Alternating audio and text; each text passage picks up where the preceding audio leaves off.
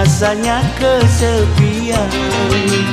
Tiada tempat untuk mencurahkan rasa rinduku, oh serta kasih sayang.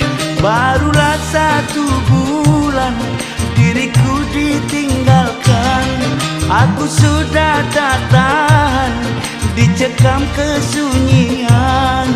Ya Allah, ya Tuhan, hindari godaan.